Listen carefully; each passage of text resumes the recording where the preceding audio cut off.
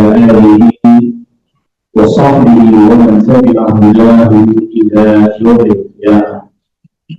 أما بعد، ikhwah iman, a'azakumullah.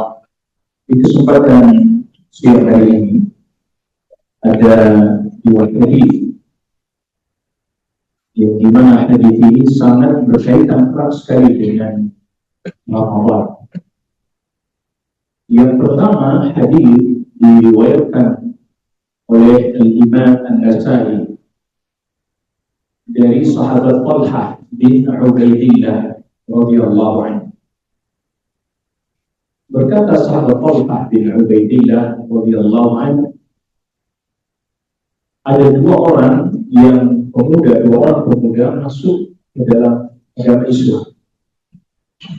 Dan kemudian dua pemuda ini langsung mereka ikut dalam berjihad di medan perang.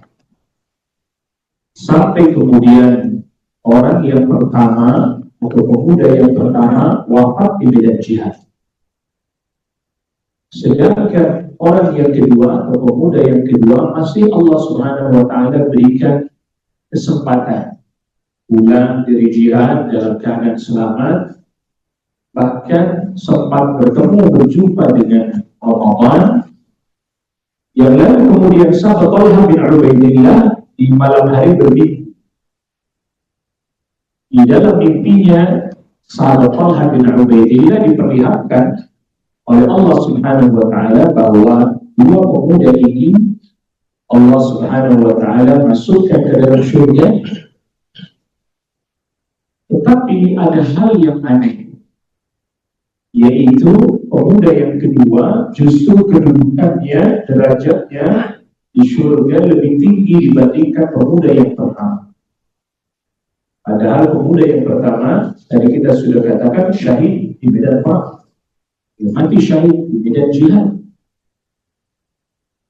Lantas sahabat Talha bin Ubaidillah datang kepada Rasulullah SAW menceritakan tentang mimpinya sekaligus bertanya kepada Rasulullah SAW, "Oh bisa wahai Rasul, orang yang kedua atau pemuda yang kedua malah kedudukannya, derajatnya lebih tinggi dibandingkan rekannya yang pertama yang syahid di medan perang." Apa jawabnya Rasulullah SAW? "Alaysa qad shama Ramadan?" Bukankah pemuda yang kedua itu masih diberikan oleh Allah Subhanahu wa Ta'ala kesempatan bertemu dengan bulan Ramadan, lalu kemudian puasa di bulan Ramadan, wasalla rakaat kada wa kada, dan dia mengerjakan salat rakaat demikian maksudnya beberapa rakaat, maksudnya banyak dalam setahun, ditambah lagi di bulan Ramadan dia mengerjakan salat. Yang artinya bahwa berdasarkan hadis ini, pemuda yang kedua itu masih Allah Rabbul Alamin pertemukan dengan Ramadan. Dia masih bisa berpuasa di bulan Ramadan. Dia masih mengerjakan salat sunnah di bulan Ramadan yang menyebabkan derajatnya, kedudukannya lebih tinggi dibandingkan temannya yang syahid. Karena masih diberikan oleh Allah Subhanahu wa Ta'ala peluang kesempatan bertemu Ramadan, puasa Ramadan, dan salat sunnah di bulan Ramadan. Maka oleh karena itulah jamaah a'azzakumullah, ini peluang yang besar. Wa nahnu fi 'atabati babi Ramadan. Kita di depan gerbang pintu yang sebentar lagi datang dari bulan Ramadan. Hadis yang kedua, hadis diriwayatkan oleh Imam Ahmad. Imam Ahmad rahimahullah ta'ala meriwayatkan bahwa pernah ada seseorang yang datang kepada Rasulullah SAW. Lalu kemudian orang ini bertanya kepada Rasulullah SAW. Pertanyaannya adalah, dia bertanya kepada Rasulullah SAW, "Ayyus sha'imina a'dhamuhum ajra?" Wahai Rasulullah, orang puasa itu yang bagaimana, yang paling banyak dan paling besar pahalanya di sisi Allah Subhanahu wa Ta'ala? Ini termasuk salah satu pertanyaan yang sangat penting untuk kita simak jawabannya. tentu kita ingin mendapatkan puasa yang kita kerjakan, mendapatkan pahala yang begitu besar di sisi Allah Rabbul Alamin. Al-Shaimina a'dhamu ajran indallah. Orang puasa yang seperti apa, yang bagaimana, yang pahalanya begitu besar dan paling besar di sisi Allah Rabbul Alamin. Apa jawabnya Rasulullah SAW? Beliau SAW menjawab, aktsaruhum lillahi dzikra. Orang puasa pahalanya yang paling besar di sisi Allah Subhanahu wa taala adalah yang paling banyak berzikir kepada Allah Subhanahu wa taala. Orang yang banyak berzikir kepada Allah Subhanahu wa taala.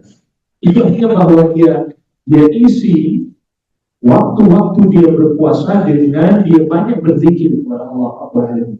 Baca Al-Quran termasuk bagian dari itu. Kenapa demikian? Jadi ketika kita sedang dalam keadaan berpuasa, kondisi fisik kita, pencernaan kita istirahat dari makanan dan seterusnya.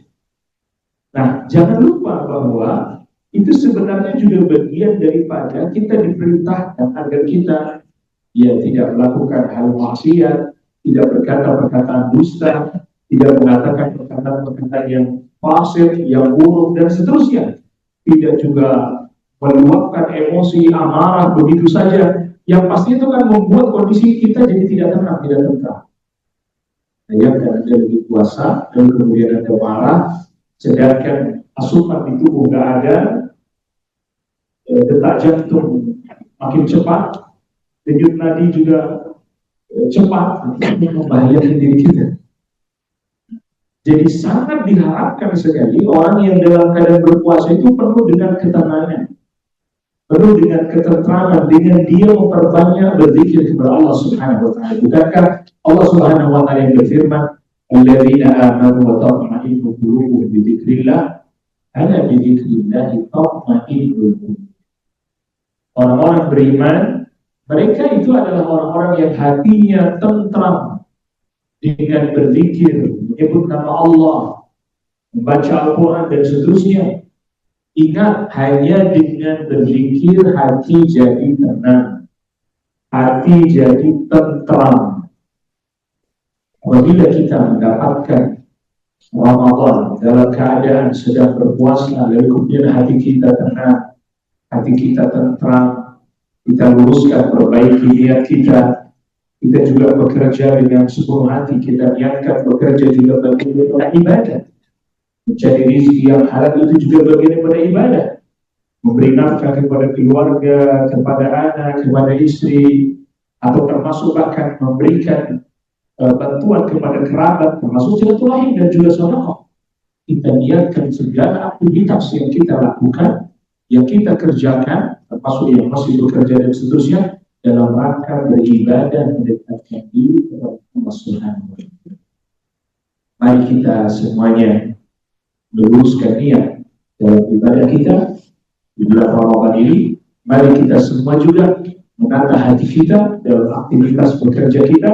Semoga setiap langkah, setiap apa yang kita lakukan di sisi Allah Subhanahu wa taala menjadi pemberat timbangan amal-amal saleh. Wallahu a'lam. Wassallallahu ala nabiyyina Muhammadin wa alihi wa sahbihi wa sallama tasliman katsira. Subhanallah bihamdika la ilaha illa anta astaghfiruka wa atubu ilaik. Wassalamu alaikum warahmatullahi wabarakatuh. Waalaikumsalam.